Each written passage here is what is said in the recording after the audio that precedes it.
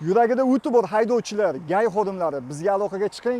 Qanaqa belgi va bu belgini oldida biz to'xtashimiz mumkinmi, mumkin emas? Afsuski biz gay xodimlari bilan video ola olmadik. Hozir kayfiyatim ham tushib ketdi. Assalomu alaykum. Bizda yangi loyiha. Biz haydovchilarni yo'l belgilarini qanchalik darajada biladi, qanchalik darajada amal qiladi, shuni sinab ko'rmoqchimiz. Mana belgilarni chiqarib tayyorlab keldik. Hozir haydovchilardan buni ko'rsatib so'raymiz. Men to'g'ri yoki noto'g'ri deb aytmayman. Shunchaki so'rayman. To'g'ri yoki noto'g'riligini siz kommentariyaga yozib qoldiring. Videoni oxirigacha ko'ring, qiziqarli bo'ladi. Assalomu alaykum aka, ismingiz nima? Otajon aka. Otajon aka, hozir sizga belgilarni ko'rsataman. Qanchalik darajada bilasiz? Bilan olganingizga necha yil bo'lgan? 12 yil bo'ldi. 12-13 yil bo'lib qolgan. Demak, birinchi belgimiz aka, mana shu qaysi belgi? Nimani anglatadi? Ma'nosini aytsangiz bo'ldi. To'g'riga yo'l bor degan. To'g'riga yo'l bor degan. Keyingisi mana. Belgi ham o'shanaqa belgida, menimcha. Ma'nosini aytsangiz bo'ldi. Bu belgida biz nima qilishimiz kerak? To'g'riga harakatlanishimiz kerak. O'ngga chapga burilishimiz mumkinmi? Yo'q, to'g'riga faqat. Bo'ldi aka. Bu belgi aka. To'xtama deyapti-da, zinak. To'xtama. Balki boshqadir aka.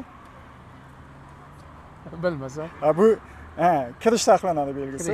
Bu belgi o'rnatilgan joyi to'xtash mumkin emas-da. Keyingisi aka. Bu ham stop belgisi. Bunda nima qilishimiz kerak? Bunda to'xtashimiz kerak. To'xtamasdan harakatlanish taqiqlanadi. To'xtashimiz kerak. Temir yo'llar ko'proq qo'yiladi. Tushundim. Bu belgicha aka. Bu ham faqat to'g'riga harakatlandi.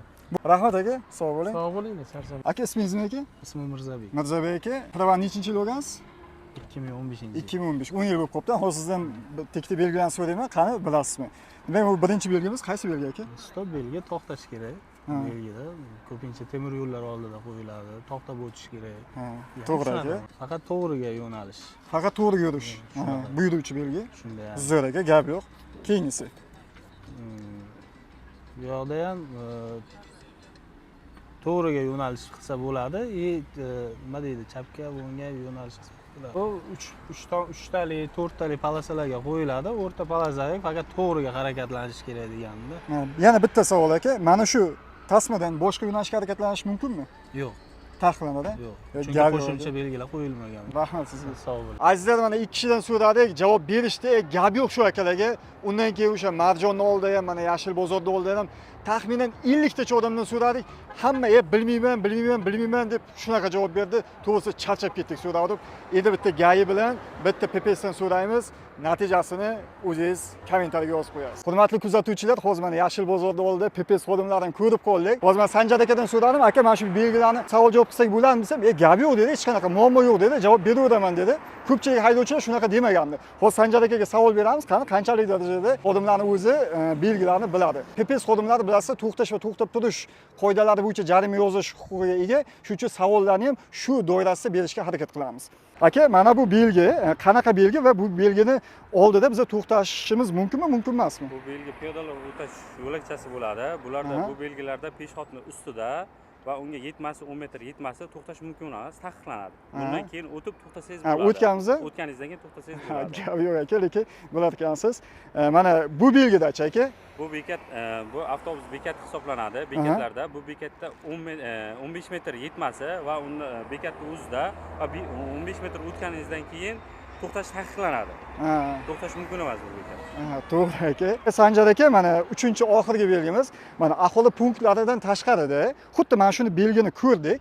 Endi savol sal qiziqroq. Mana shu belgidan keyin biz to'xtashimiz mumkinmi, mumkin emasmi? Bu belgi aholi punktlaridan tashqarida 150 metrgacha qo'yiladi. Tunnelgacha 150. Tunnelgacha qo'yiladi. 150 metr masofasida to'xtashingiz mumkin, lekin ichida to'xtash taqiqlanadi. Demak, belgini ko'rdik, 150 metrdan keyin tunnel boshlanadi. O'sha joyga to'xtashimiz mumkin, tunnelning ichida. Tunnelning ichiga mumkin emas. Aka, gap yo'q. Bular kasamasini kuzatuvchilar, mana ko'rdilaringiz.